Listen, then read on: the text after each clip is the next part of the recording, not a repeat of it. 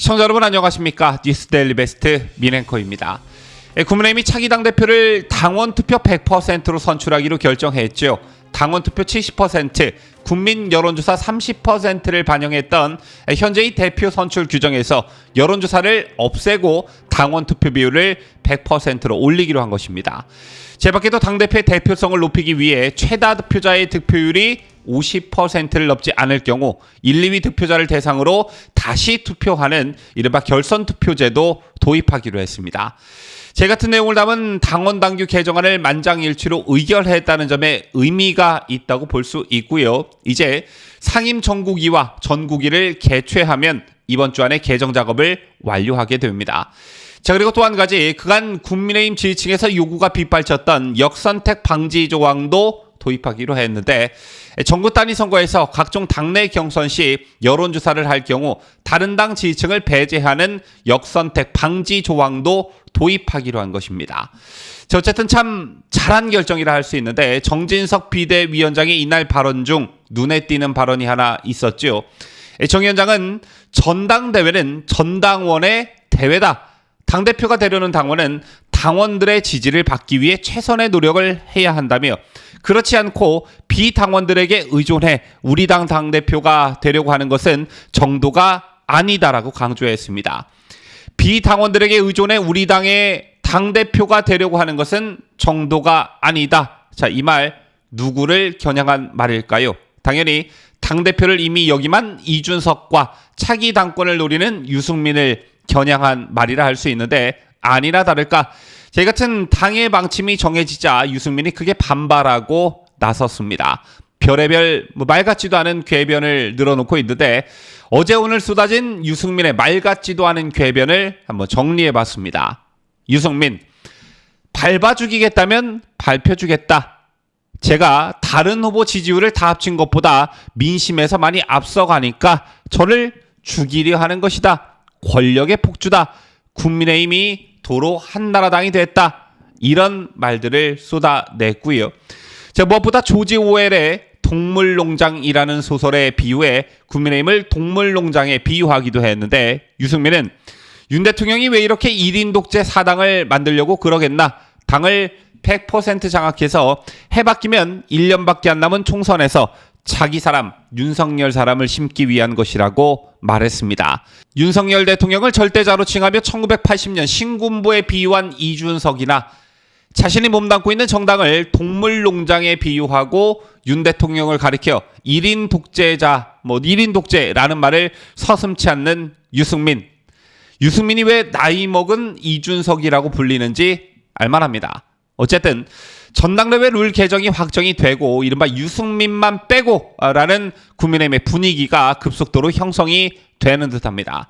개인적으로 저는 유승민의 발언 하나하나에 대꾸를 하기보다 개가 짖어도 기차는 간다라는 말처럼 무시 전략을 쓰는 게 어떨까 생각하는데요. 어쨌든 논란이 계속 이어지자 정진석 위원장은 전당대회 룰 개정은 유불리의 문제가 아니라 원칙의 문제라며, 대선 후보를 뽑는다면 50대 50으로 당심과 민심을 반영하겠지만 당대표는 국민이 선택할 이유가 없다고 잘라 말했고요.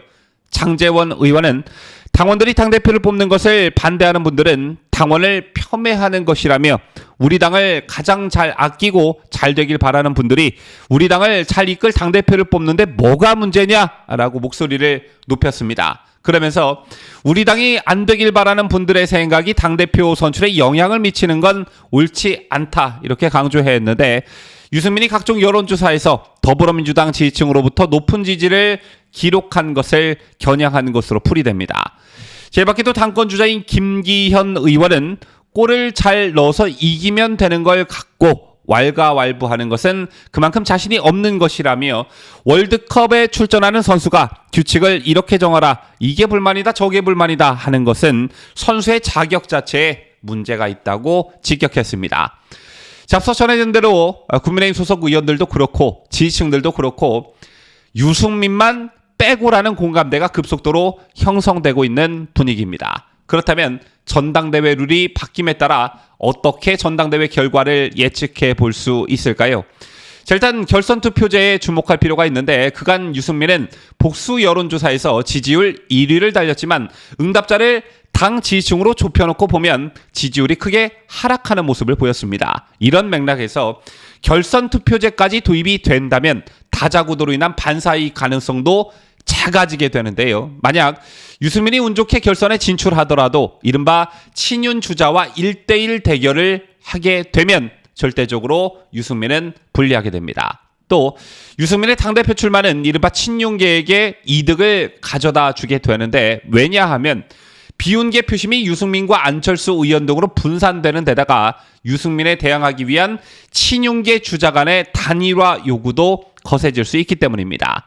자, 따라서 일각에선 아예 친윤계 주자 2명이 결선 투표에서 맞붙을 수도 있다는 전망도 조심스럽게 나오고 있는데요. 어쨌든 이런 사실 자체를, 또 이런 분위기 자체를 유승민은 정말 무겁게 받아들이고 부끄러워해야 맞는 겁니다. 이미 알려진 대로 이회창 한나라당 총재가 유승민을 정계에 입문시킨 사람으로 알려졌죠. 유승민은 2000년 새누리당의 전신인 한나라당 총재이자 유력 대권주자였던 이전 총재의 경제교사로 정치권에 입문하였고, 원해임에도 불구하고 당 싱크탱크의 수장인 여의도 연구소장을 맡는 등 이회창 총재의 두터운 신임을 받아왔습니다. 그 뒤에도 2005년 한나라당 박근혜 대표 최고위원 비서실장을 지냈죠.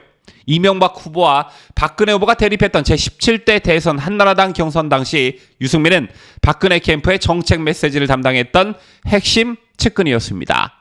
자, 이런 배경을 등에 업고 한나라당 최고위원과 새누리당 원내대표까지 역임을 했는데요. 한마디로 당으로부터 혜택을 받을 만큼 무진장 많이 받은 사람이 바로 유승민이었습니다. 자, 그런데 2016년 말 박근혜 대통령 탄핵 과정에서 새누리당 내 비박 세력을 이끌면서 탄핵에 앞장서면서 배신자라는 꼬리표가 붙었죠. 그 이후 바른정당, 바른미래당, 새로운 보수당을 전전하다가 결국 황교안 대표의 미래통합당으로 끼어들어왔는데, 따라서 지지층들로부터 보수개멸의 주동자, 배신자라는 거센 비판을 받아왔습니다. 그렇다면 자신이 몸담고 있는 정당의 지지층들로부터 인정을 받지 못하고 보수개멸 주동자라는 원죄가 있다면요, 정상적인 사람이라면 당대표에 출마하면 안 되는 것이지요. 최소한의 양심이 있다면 그러면 절대 안 되는 게 맞는 겁니다. 아니면 끝까지 정치를 하고 싶다면 국민의힘이 아닌 더불어민주당에 들러붙던가, 아니면 바른정당 2, 바른정당 시즌 2, 엄청나게 새로운 보수정당, 이런 정당 하나 만들어서 정치를 계속하던가, 이래야 맞는 것이 아니겠습니까? 자, 저는 여러분들께 이런 말씀을 드리고 싶습니다. 보수파의 제거는 김무성, 유승민, 이준석 이런 자들을 완벽히 제거하는 것에서부터 시작된다. 지금까지 저는 자유대한민국을 수호하는 뉴스데일리 베스트 민앵커였습니다.